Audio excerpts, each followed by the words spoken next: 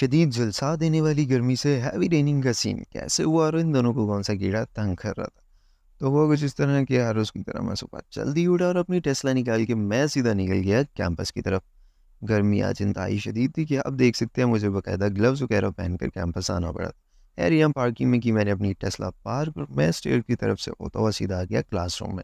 जैसे ही क्लासरूम में एंटर हो गया मुझे तो लग गया शौक, क्योंकि आज कोई भी मुझे क्लास में नज़र नहीं आ रहा था। लेकिन खैर इन भाई से बात करने के बाद पता चला कि आज मैं जल्दी आ गया हूँ, ऐसी कोई बात नहीं है। यार ये क्लास फिनिश करने के बाद जैसे ही हम लोग बाहर की तरफ आए, मौसम काफ़ी बेहतरीन हो गया था।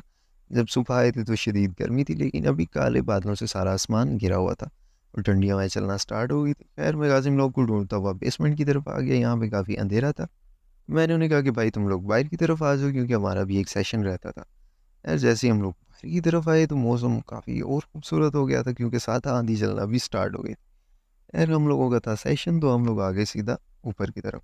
जैसे ही हम लोग स्टेज से होते हुए अंदर एंटर हुए तो देखा कि यहाँ पे लाइट ही नहीं थी और आज जनरेटर भी ऑफ था और सब पागलों की तरह शोर कर रहे थे। यार थोड़ी देर वेट करने के बाद हम लोग चले गए स्टेयर से होकर ऊपर की तरफ।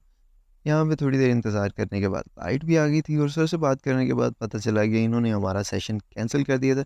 लेकिन सब ने कहा कि बाहर हैवी रेनिंग हो रही है तो हम घर भी नहीं जा सकते, तो उन्होंने हमें दूसरी लैब में रेफ़र कर दिया। यहाँ पे सब आगे बैठ के मस्ती करना शुरू हो गई, करने के लिए किसी के पास कुछ था, क्योंकि हमारा आज का लेक्चर भी नहीं हुआ था। खैर सब पीसी ऑन करके अपना-अपना काम करने लग गए और इन्हें कुछ करने के लिए मिला नहीं था, तो ये एक्सेल खोल के उल्टे-सीधे पंगे लेना शुरू हो गए।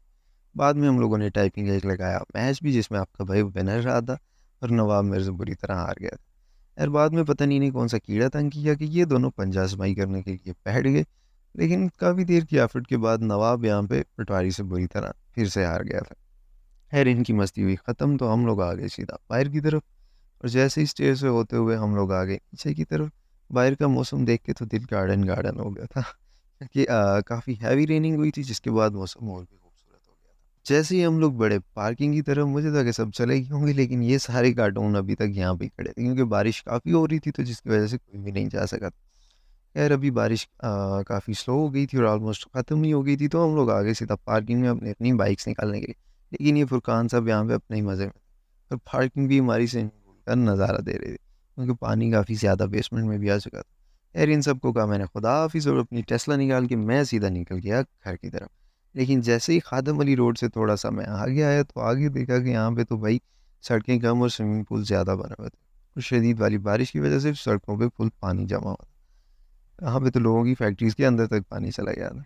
अरे यहाँ से इन भाई को ओवरटेक करके जैसे ही मैं आगे की तरफ आया, तो यहाँ पे तो बैंक वाला स्टाफ भी बाहर आके एन्जॉय कर रहा था। थोड़ा आगे आए तो यहाँ पे फुल नाश्ते का सीन ऑन था, क्योंकि सुबह-सुबह का टाइम था और मौसम भी ऐसा हो तो भाई कौन नहीं खाएगा। सिर्फ हम ही थे जो आउट ऑफ बजट थे और खाली जेब घर वापस जा रहे थे।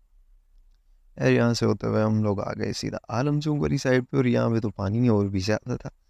पानी इतना था कि ये बेचारे की साइकिल नहीं चल पा रही थी, तो वो बेचारा साइकिल से उतर के पैदल चलना शुरू हो गया।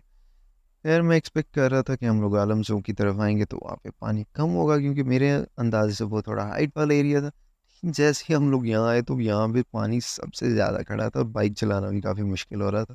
जैसा कि आप देख सकते हैं कि लोगों की आधी-आधी बाइक डूब रही थी। लेकिन मेरी कोशिश थी कि मैं टॉप वाली साइड पे बाइक चलाऊँ यहाँ, क्योंकि इस साइड पे पानी काफ़ी कम था। और आप देख सकते हैं गाड़ियाँ तो बाकायदा यहाँ पे वेव्स बना के आ रही थी और यहाँ पे फुल समंदर वाला सीन था। खैर जैसे-तैसे करते हुए मैंने किया ये समंदर क्रॉस और मैं आ गया सीधा इमाम साहब रोड पे। यहाँ पे आए तो यहाँ पे रोड मुझे मिल गया था साफ और मैंने फिर फुल स्पीड में भगाई अपनी टेस्ला और मैं निकल गया घर की तरफ। Thank you so much for watching. मज़ीद वीडियोज़ के लिए लाइक एंड सब्सक्राइब करें। Bye bye.